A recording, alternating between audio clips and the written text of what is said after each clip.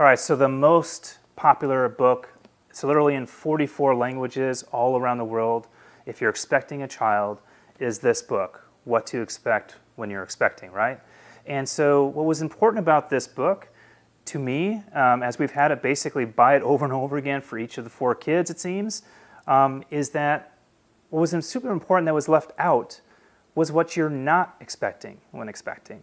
All right, so I happen to be writing that book right now, is basically what you're not expecting when expecting. What are those things? Such as how to save your child from choking, such as how to perform CPR. All of these things that we talk about in these videos that are super important that you're not expecting.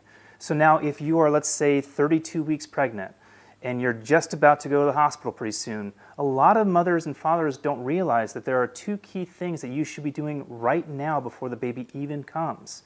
One of them, install your car seat early and have it installed by a professional.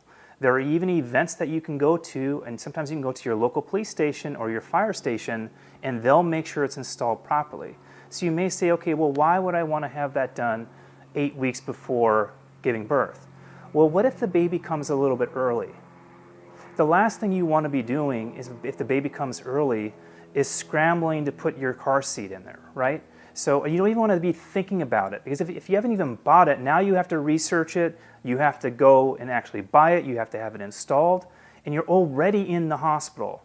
So you're supposed to actually do that about 8 weeks before, just in case, again, we have an early arrival, which is always, like I said, unexpected.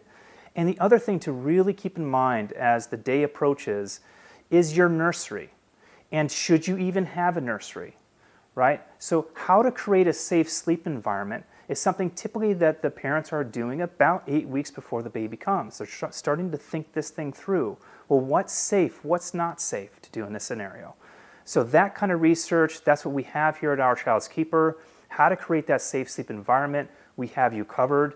And there's also a lot more distinctions for you to find out, such as newborn CPR, newborn choking. So when the baby does come, you are ready for any possible emergency scenario when you leave the hospital. Having gone through that process 4 times, I can tell you that you are going to be exhausted, you're probably going to be frustrated, and a lot of the things that you're going to learn, such as how to swaddle your baby, something that we also cover, those are things that you're going to easily forget. Because again, you're going to be exhausted and so tired, it's not your fault. You may be shown how to safely swaddle your baby 100 times while you're there, and when you get home, suddenly your mind goes blank.